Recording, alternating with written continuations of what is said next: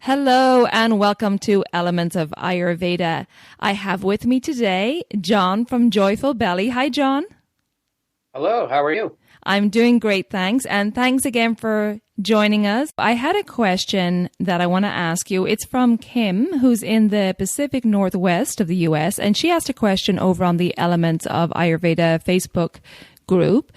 And her question was, I'd really like to learn more about how to cook using all six tastes with Italian and Asian herbs and spices. My family doesn't like cumin, coriander, and turmeric.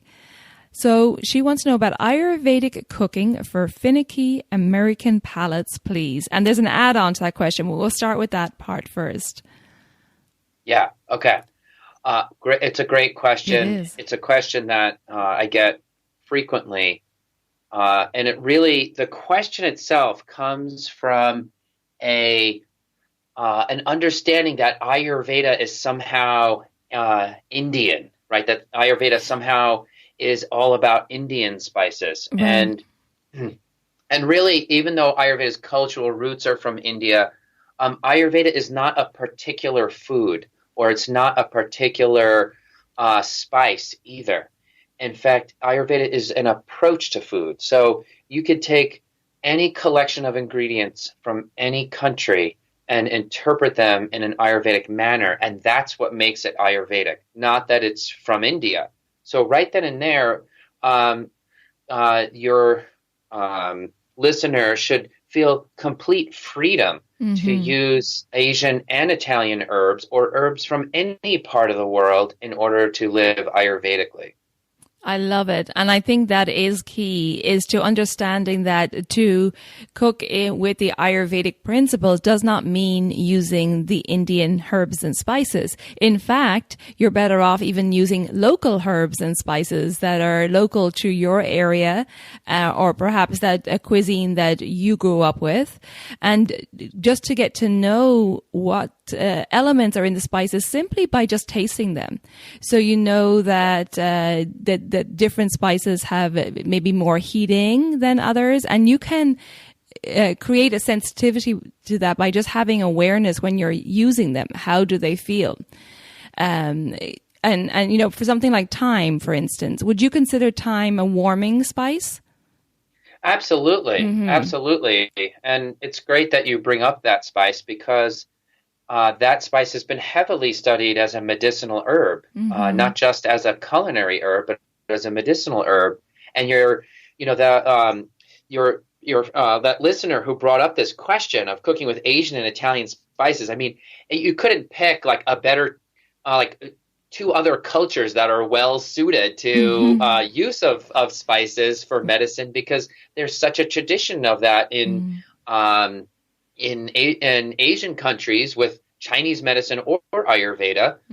There's a deep understanding of the use of spices for health, and in Italian culture as well. There's always been a strong tradition of medicinal herbs and just the enjoyment of spices that the Italians have. It lends itself very well to eating healthfully. And thyme is hot. Thyme is pungent. It's an aromatic oil too. So that means it's going to encourage sweating, open up the pores, get circulation moving at the periphery or in the skin.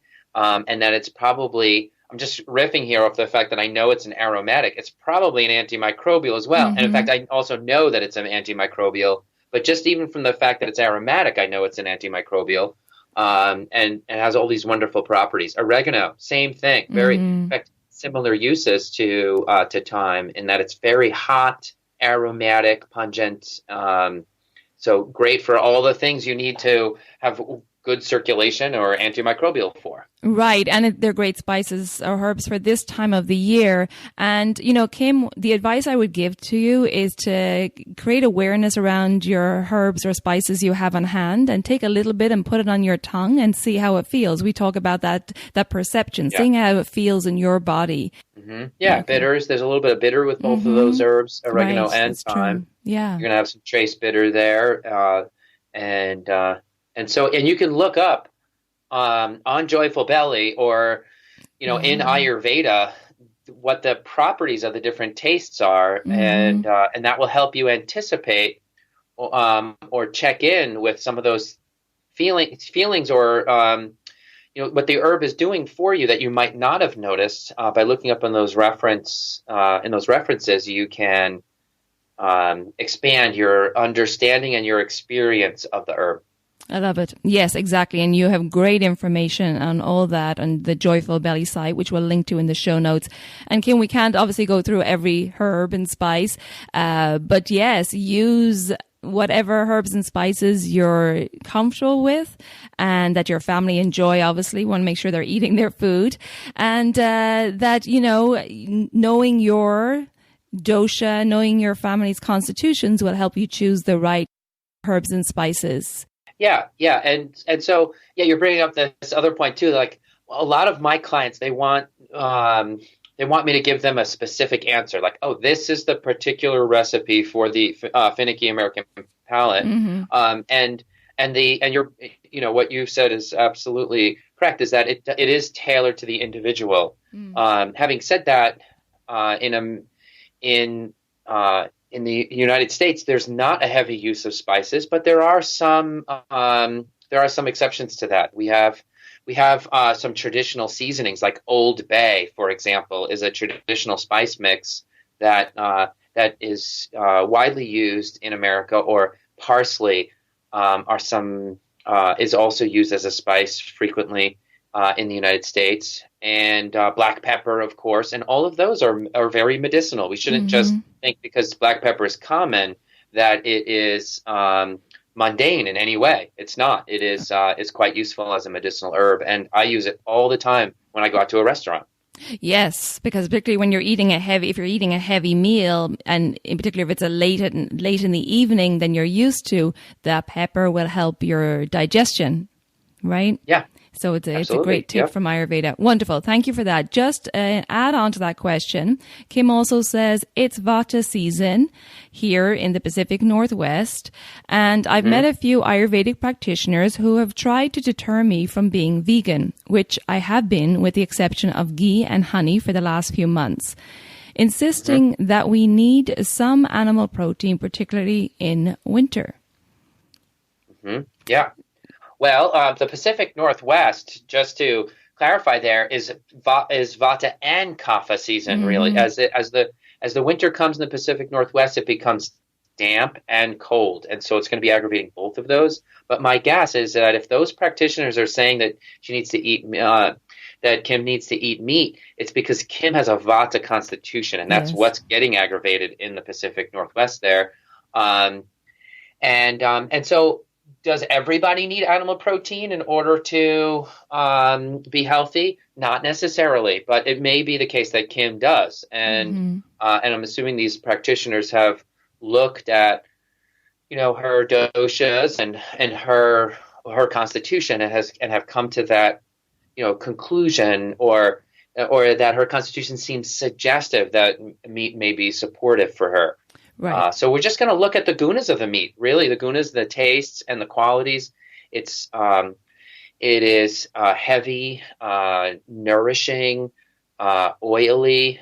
It is going to be a blood builder and nourish the blood. Really, what you're getting. In fact, that's one of our topics today was on roast, and so it's and as she's mentioning meat products for winter, They're really what makes meat products useful in the winter is their blood building qualities. So lots of things can nourish you, but red meat in particular has iron in it, and it has a warming quality, which is useful in winter. Absolutely. And thank you for that. And I'd like to segue now off into roast, but just to clarify with Kim that, yes, I, totally agree with John that the practitioners you've spoken to probably feel that you need it for your Vata constitution. Of course, it's, it's advice that needs to be tailored to you. So we would need to do a longer consult with you.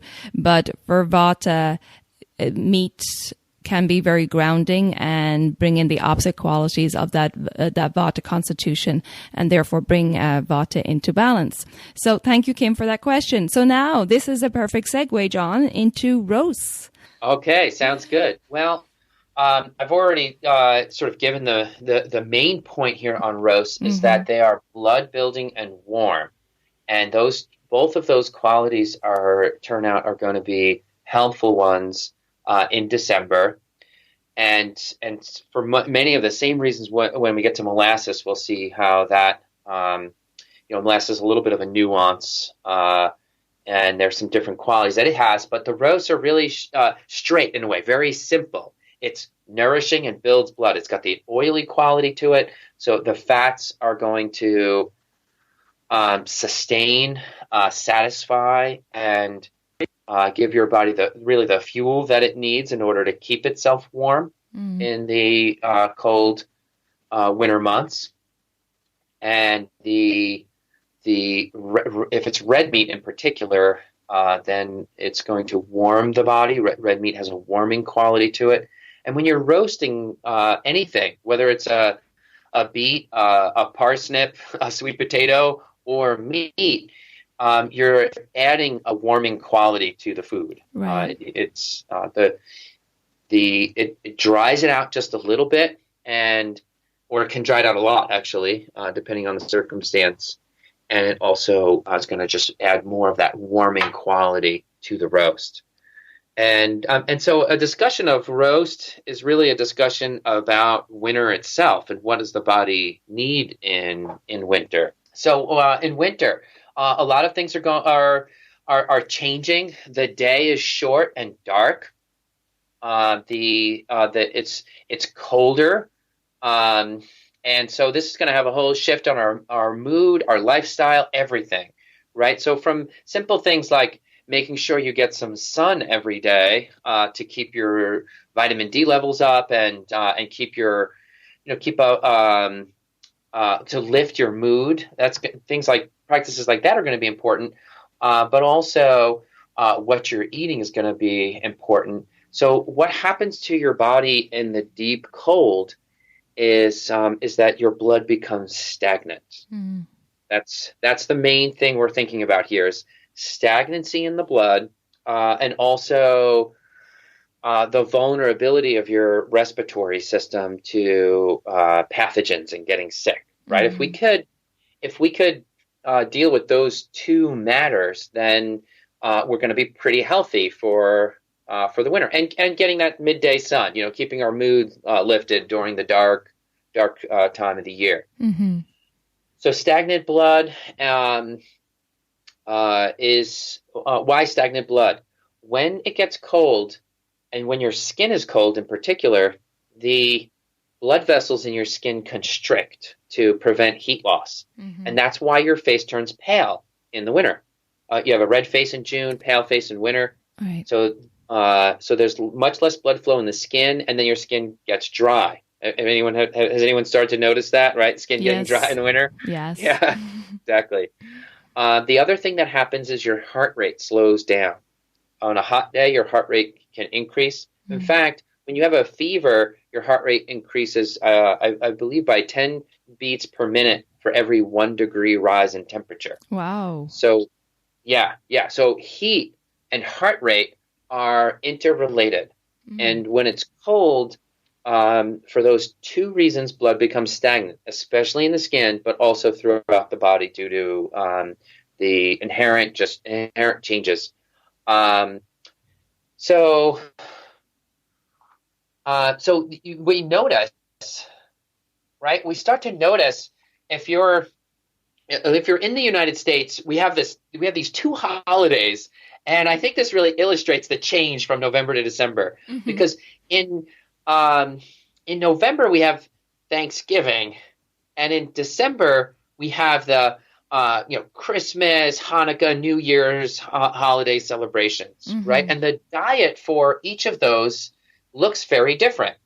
In November and Thanksgiving, we have these lots of pies and poultry. It's typically turkey that's served, and mashed potatoes. It's almost like Thanksgiving. The color of Thanksgiving looks like all like white and very carb heavy and very fat heavy. As we move towards December meals and a more traditional sort of Christmas celebration meal, what do you see that's different? Well, you see darker meats being served, more like a roasted lamb or the Virginia hams and things like more red meat is served in December. Also, the holiday is much sweeter. The focus is on more candies than say the pies of Thanksgiving. More, I think of December or Christmas cookies as opposed to Thanksgiving pie. Yeah, right. Yeah, so true. A lot sweeter, and then your side dishes also tend to be a little darker.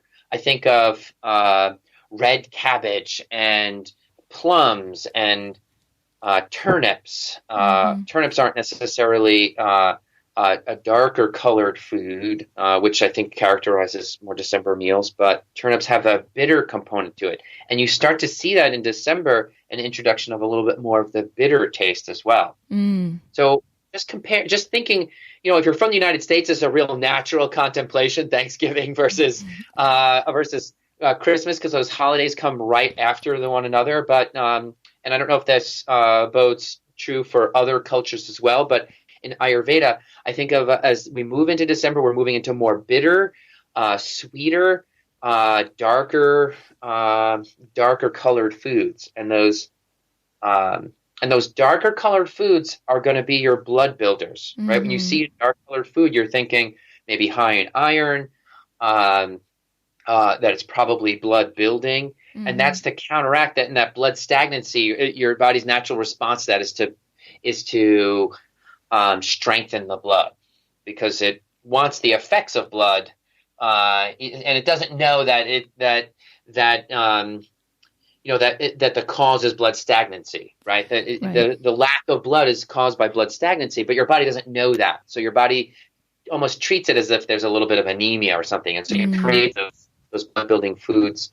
The darker foods also have a lot of bioflavonoids in it, which help your liver detox cycle, which is sorely needed when blood is stagnant. Right. When stagnant blood, we have more toxicity, and these darker foods have bioflavonoids in them, which will help your liver. But also, that's where we start to see the craving for bitter taste come in. That little touch of bitter that we want to start adding to the diet in late December for the Northern Hemisphere is going to just add that little bit of detox that is supportive when you have blood stagnancy. The fats obviously are needed for cold winter, and but we're going to be thinking about moving that blood stagnation as well. Great, wonderful advice and information there. Now, I want to talk a little bit more about meat, and I'm not. I'm being silent here because I've been vegetarian since I was 15, so I haven't eaten meat in a long time. But I do want to know, we discussed in Kim's question earlier about meat being very grounding for the Vata constitution. Can you talk a little bit about meat in terms of Pitta and Kapha? And are there particular types of meat that are better for one dosha versus another? That would be great. Yeah, well, every different species, just like any plant or any herb, has very different qualities. And loosely speaking, the spectrum is fish on the light and dry side, and then poultry is a sort of intermediate, and then your red meats as being heavy, oily, and dense. And that's our general spectrum for meats. Some meats are cooling, like fish tends to be more cooling depending on the kind of fish. Shrimp is actually hot, but most flaky white fishes are a little bit more cooling. And then your poultry is going to be a more neutral temperature, and your red meats are going to be warming. So we're looking at cool to warm. We're looking at how much oil is in the meat, and also just how dense the meat is. Right. I guess it depends on the cut of meat as well, where in the body it comes from. Absolutely. Your filet mignon is going to be a little different from, other cuts, a little richer. So, or a marbled meat. And And so then we juxtapose that right with the dosha, right? What does Vata need? Well, Vata is going to need your more oily, warming meats. So red meat is going to be most supportive for Vata.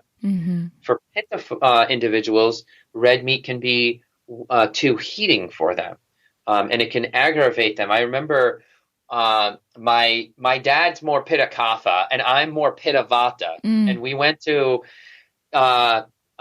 this southern barbecue place. I live in Asheville, North Carolina, which is in the South. And so there's these, bold, burly, hearty barbecue places here in town. Right. And my dad loves them. And we went out to one of these barbecue places, and about 5 minutes after finishing the meal, we were, arguing about politics, right? And so it took me about, a minute and a half, and I was like, I don't know if we're really arguing about the politics. I just think we both ate some hot, stubborn meat, right? You're fired up, literally. We were fired up. Exactly. And that oily quality of red meat is going to mix with the heaviness of it and the heat of it to make a person stubborn. Yeah. And so when you're eating rich, oily, heavy foods, that hardiness can also turn into stubbornness. And especially if we're dealing with a hot meat, right? So this, I think a meatball is a perfect cocktail for a Pitta Kapha individual to get a little, too stubborn, and for a Pitta Vata individual to get a little too fiery and righteous, and then that's when the politics everyone starts discussing politics, right? Yeah. So I noticed this pattern with my dad, and then the next time we went out for a barbecue, I was like, careful afterwards. This is how you apply Ayurveda. Sometimes you choose abstinence, but other times you just have anecdotes ready. I had some bitters with my meal, and I was aware of it, and I just kind of avoided the pitfall, and everything went well that time. So well done. Yeah, and I guess the fact that not only is the meat heating, but also the barbecue itself, but the act of barbecuing meat is heating too. Yes. Cooking via barbecue is heating. Yeah. So it was like a double whammy. It's also pretty stimulating. Yeah. Okay, so maybe maybe it should be a rule: no politics in the barbecue house. Yeah, no politics in the barbecue house. You're right. Keep it happy. Great. Yep. Well, that's great. So for Pitta, it can be heating, and then for Kapha. Yeah. So for Kapha, has to watch out for the oiliness of meat, and the heaviness, the calories of it. So Kapha, generally, you're going to go with fish, and you might want to season the fish a little bit so that it's a little warmer, because it's not the heat that's a problem for Kapha. It's really just the calories, the density, and the oils that are a problem. And again, we really have to differentiate between Kapha and Pitta Kapha. So Pitta the problem with Pitta is just heat. But when you have a Pitta Kapha individual, and I bring this up because Pitta Kapha individuals are very sensitive to oil and heat at the same time. And since meat is so dense, so oily, so nourishing, it really is a problem for Pitta Kapha individuals particularly. Yeah, that's my constitution, Pitta Kapha. So I feel so much better with veggie diet. Yeah. Exactly. And that's exactly for, I will recommend a vegetarian diet or even a raw food diet or a diet that's very high in bitters for some of my Pitta Kapha clients. And how do you know that you're a Pitta Kapha client? Well, a little sturdier, a little hardier, but also that you have to notice that warmth in your constitution. Pitta Kapha people tend to have a little redness in the cheeks, just have really good, strong blood, and meat builds blood. So that's not healthy for Pitta Kapha. They already have strong blood. Right. And what about the digestion rate of meat? For a Kapha, we know Pitta generally has a strong digestive fire, but Kapha tends to have more sluggish digestion. Is that a factor too for Kaphas, that the meat takes a little longer to digest? Yeah, you have to take that into consideration. A heavy, dense, oily meat meal for a Kapha person is going to send them to the couch, and they're going to feel really tired. Yes, and talking about that heaviness now makes me think about spicing meats and how important it is to spice your meats to aid in digestion. Yeah, the particular kind of spice that you want to use on your meats that's helpful for protein digestion is aromatic spices. Mm-hmm. So pungent spices have two varieties. There's the hot and irritating variety like black pepper, and then there's the aromatic variety like peppermint. And peppermint doesn't feel that hot in your mouth, but it clearly is a strong spice, right? And so aromatic spices are traditionally found paired with meats in many cultures. Think about your leg of lamb with mint, or I think of the Greek Passover or Easter celebration where they have the lamb with the rosemary, right? And you see meats paired with rosemary or mints, or when my wife and I were honeymooning in Austria, they would put orange zest or cloves or all these different kinds of great aromatic spices in the Austrian cuisine. And it was a great help to digesting the meats, particularly the aromatic spices are useful for digestion of proteins. Okay, great. That's a great point. So important to use some with the meats. Yes. And then, like you said earlier, even just using some black pepper as well. Yeah. Black pepper is going to be the spicy, the hot variety versus the aromatic, and that is still useful on meat. So we want to include those as well. In the Middle East, they'll put cinnamon. Now, cinnamon is both, right? Cinnamon is aromatic and hot, and your spices like oregano are also aromatic and hot. Rosemary, aromatic and hot. So yeah, you're going to be thinking about pairing those, both the spicy and the aromatic, but especially the aromatic. Wonderful. Great. Okay, so that's fantastic info. And did you have anything else to add on roast before we move on to dark molasses? I think that covers the basics for it. Yeah. Okay, wonderful. And there's always lots more information over on the Joyful Belly site, and I will put the link in the show notes to that. Hey there, so just jumping in here to tell you about a competition I have going on right now. It's actually a competition for a free entry into the Reset, Restore, Renew program I talked about at the start of the podcast, which begins on January 18th, 2019.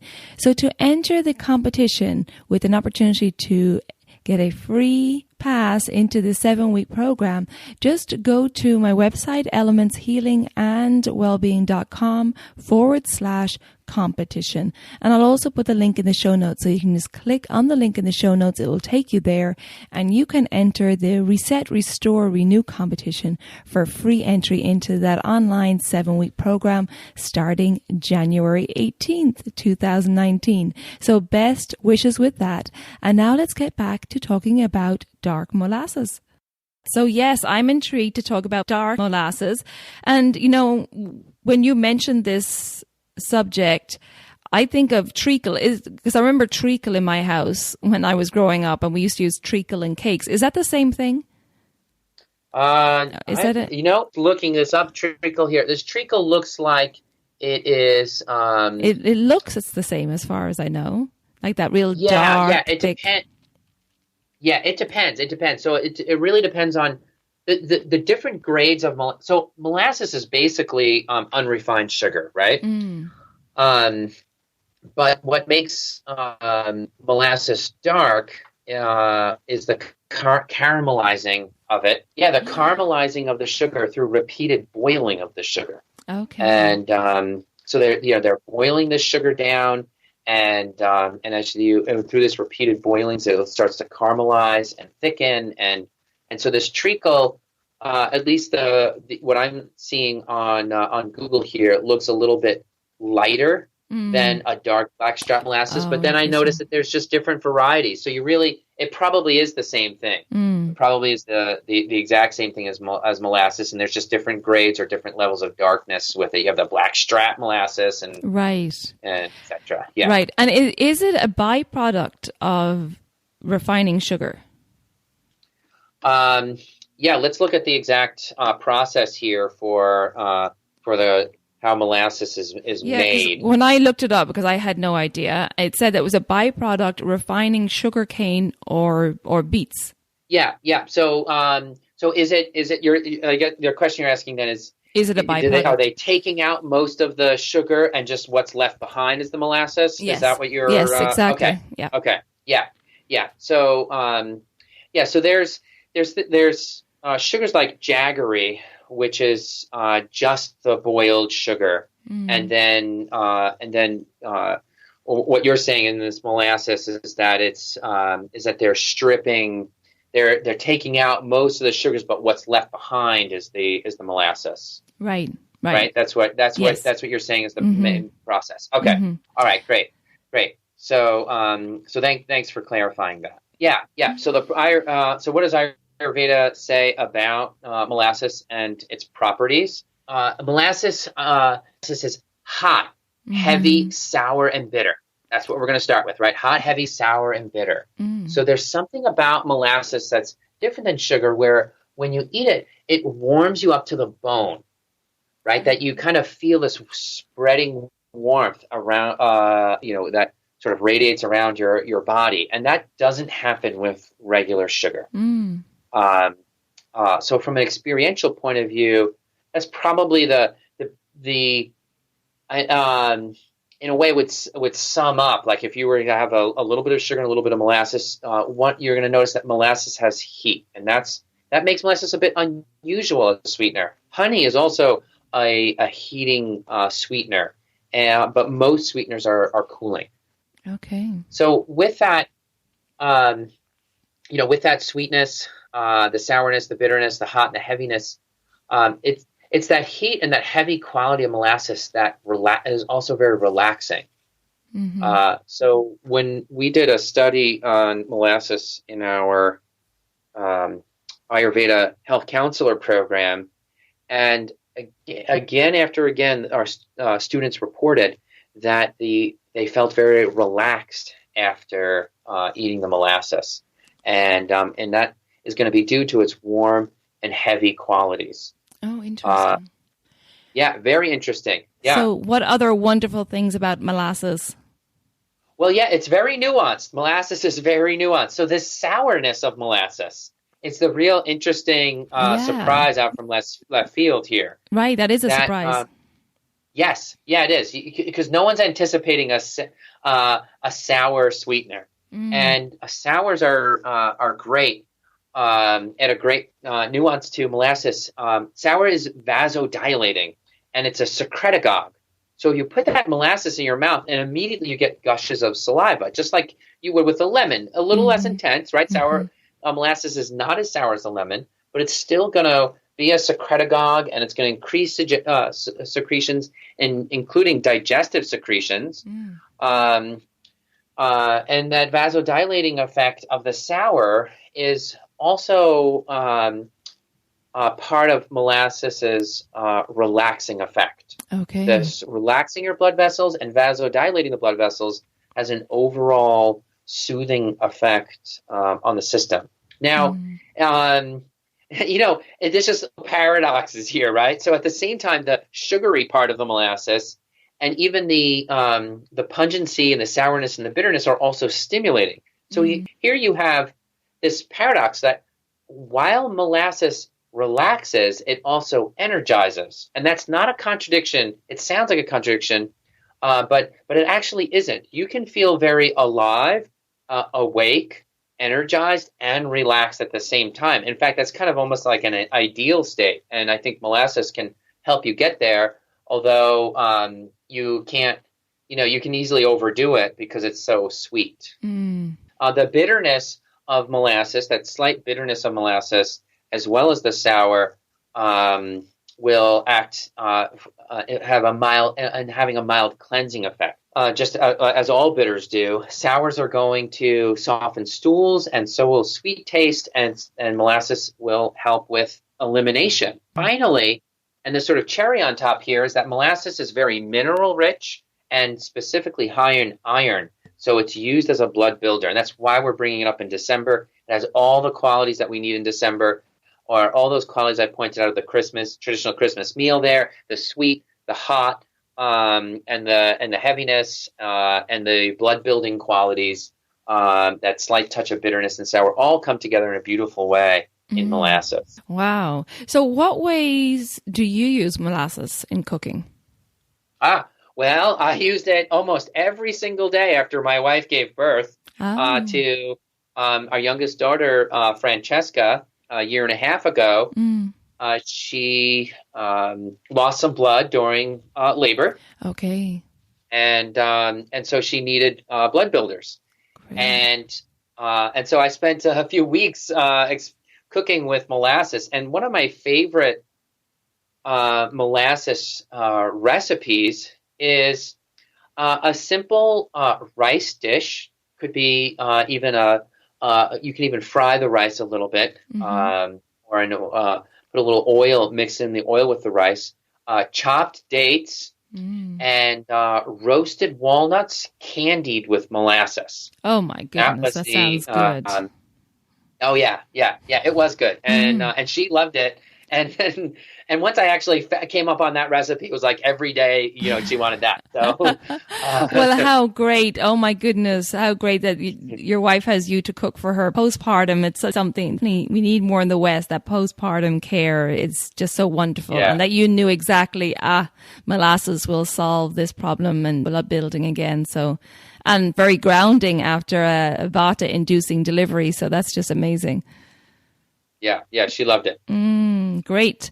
And people put it on roast as well, right? Don't they put the molasses on roast like the ham? Yeah. You can put it on roast. I like it on sweet potatoes even. Oh, yeah. Put it some on sweet potatoes. So that candied walnut recipe over sprinkling those candied walnuts over some roasted sweet potatoes. That would be delicious. Yeah, great. Yeah, so in relation to the doshas, for dark molasses, taking into consideration the different constitution types, how would it affect each constitution type? Yes, okay. So it's going to be most supportive for Vata.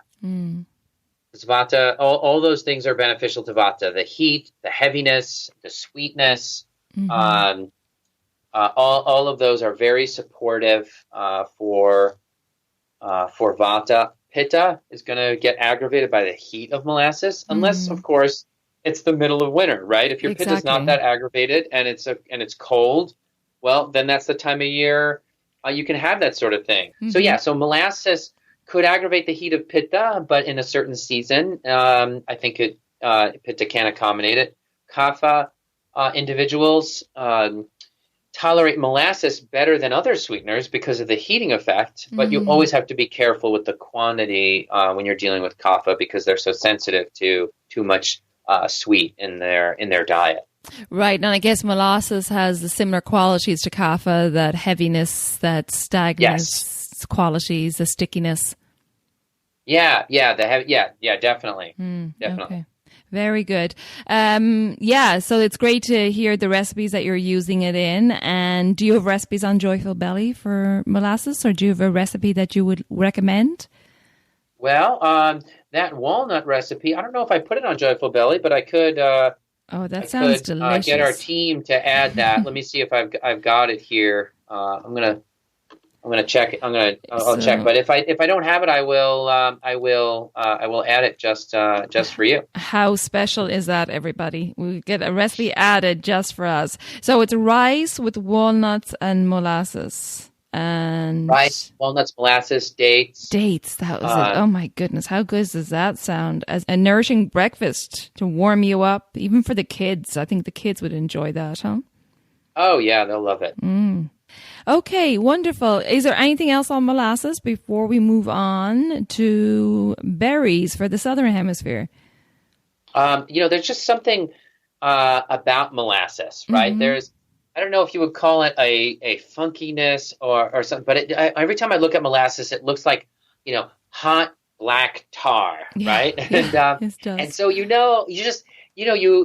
feel that there's something a little unusual about it, something a little different about it. And it just kind of beckons you to experiment with it, just to see, like, how can this be used medicinally? And so it's very interesting. I like talking about it just because of there's something unusual, something different about molasses, and that makes it wonderful for special, particular kinds of situations. And it is a healthier alternative to refined sugar.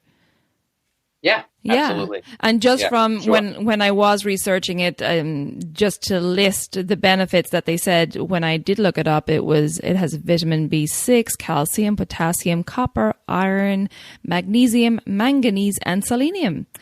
And good for bone health, given the calcium, and heart health, given the potassium. So there are benefits. Of course, we always say use sugar in moderation, but it's good to know that it's a good option. Yeah, and it really just points to the fact that whole foods, you say the word sugar, and people think bad or unhealthy, and that's just because it's a refined food, right? But if you take the whole product, it's way more balanced. Absolutely. And nature, there's a magic and a science to the whole food that we are still even can't comprehend. And modern research still hasn't quite figured it out. But that's why it's so important to eat the whole food rather than the refined. Absolutely. Wonderful. Thanks a million for that info, John. So interesting. And so now for the Southern Hemisphere, we're going to discuss berries. Oh, yeah, the Southern Hemisphere. We've been talking about Northern Hemisphere. I know that there's a lot of people on the call that are living in the Southern Hemisphere. Yes. So, what should you do, right? You're not going to, if you follow these tips for winter, you're going to find yourself, going in the wrong direction, right? If you're in the Southern Hemisphere. So, in June, right, which our June, which is, your December, if you're in the Southern Hemisphere, is also a very special time of year. For the same reason that December is special, June is also special. It's the time of the equinox. There's a huge shift happening, and June is when the summer solstice is really when the sun is pushing out the last and deepest water from the body. So all spring long, as the temperatures are increasing, the body is in a purgative state where it's releasing fats and releasing what in Chinese medicine you would call dampness, which I think is a great word because it captures both the oiliness and the wateriness of what's getting released in spring. And at the summer solstice is really the high point of that. The sun is kind of like purging that last bit of moisture out of the system. And so what you get in early summer is also a higher humidity. So, early summer is characterized by heat and dampness. And so you see Pitta Kapha constitutions, which we talked a lot about earlier in the call, actually get very aggravated by this combination of heat and humidity. And they're the ones that are most vulnerable that time of year. And you'll see that those individuals will feel puffy, swollen. They'll have acid reflux that time of year. Their digestion will be very sluggish. And their bodies are going to be detoxing. This is the last bit of detox, and so berries. Why berries in June, or in the peak of the summer solstice? Well, the berries have that. What are berries characterized by? They're usually like red or purple. Or blueberries. I'm thinking blueberries in particular, or strawberries, are really perfect this time of year. They have those flavonoids in them, just as I mentioned for December. In June, this is also important. They have those dark berries have the flavonoids in it that help with the liver detox. Yeah. These berries are typically sour, and the sourness is also going to help with detoxification of the liver. But why not just straight up bitters, right? Why berries instead of bitters in June? Because when the heat starts to turn up, you start to sweat, and the more you're sweating, the more your body needs simple carbs. Okay. So we think of, a lot of times the prevailing dietary wisdom is avoid simple carbs, only eat complex carbs. But it's just the opposite when you're sweating. That's why athletes are drinking Gatorade, right? Or they're drinking these electrolyte drinks. What you need then is simple carbs. Unless you're sitting in the air-conditioned room all day, the slight sweetness of berries is certainly not going to overwhelm you with too much sugariness, but it provides just a little bit of sugariness to keep your energy levels up when the heat is high and you're sweating. So berries, great for June. Blueberries, it's like sitting in the cool shade of a tree. And you don't want to neglect bitters either. And you also don't want to neglect diuretics. Now, you could be, I think of asparagus here as the tender young spring shoot that's very helpful in May. You're going to start to, and asparagus is a great diuretic to help your body purge this deep water out of its system. Right.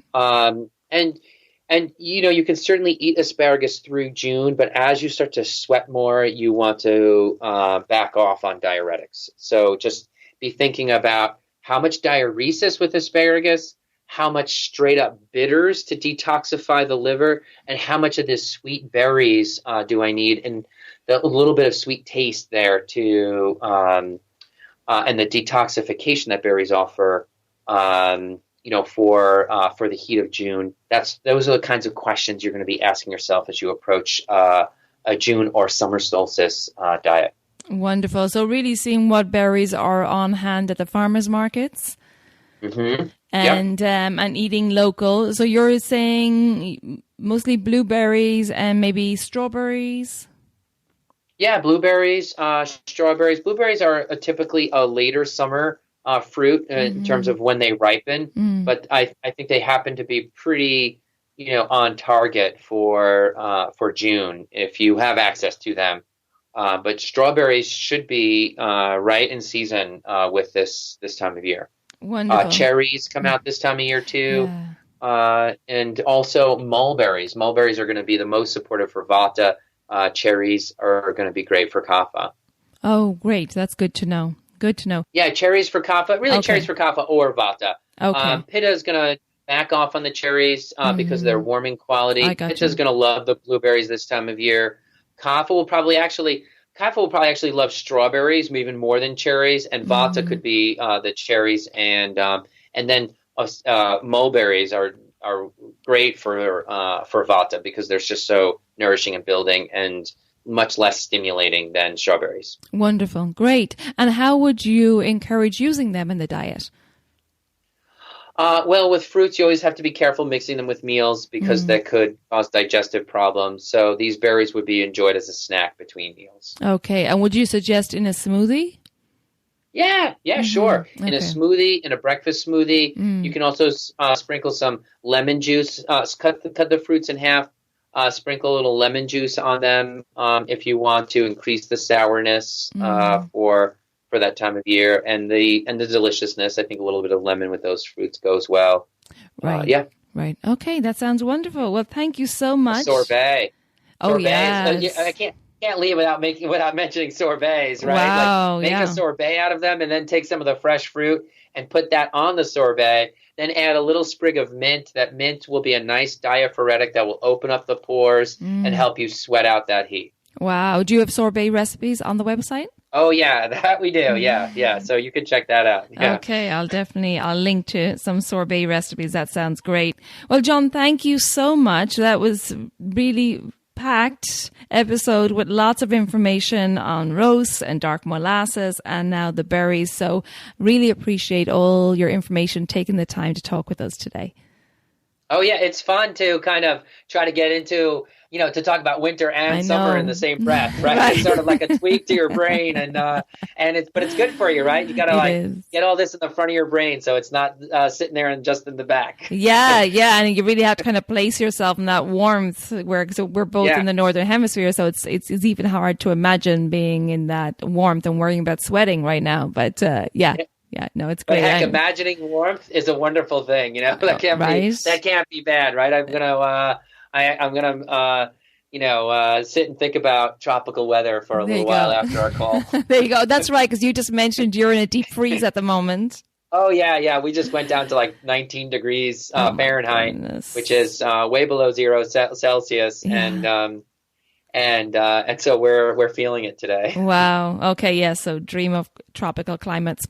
Well, John, thanks again. And I look forward to having you back on again with sharing some more great information. I appreciate your time. Yes. Thank you. Okay. Take good care. Take care. So there you go. Lots of great information there from John of Joyful Belly. And I will put all the links in the show notes. And don't forget that if you try out any of those recipes or you have some feedback on trying out the roast, the dark molasses or berry recipes, please post them in the Elements of Ayurveda podcast group. And also just a reminder of the Reset, Restore, Renew program, which is starting on January 18th, a 7-week online transformational journey where we're going to reset your digestion, we're going to restore you physically and mentally, and then we're going to educate you on holistic health habits, daily self-care practices, and tuning into the circadian rhythms so that you can go forward and thrive in life. So there's a lot of education in there as well as healing and connection and empowerment. So I hope you can join us, and don't forget to enter the competition, which I have running right now, to win a free entry into that 7-week online transformational journey. So you can check out that link in the show notes or just visit my website, Elements Healing and Wellbeing /competition. Take good care, be well, and I look forward to connecting with you soon. Ciao for now.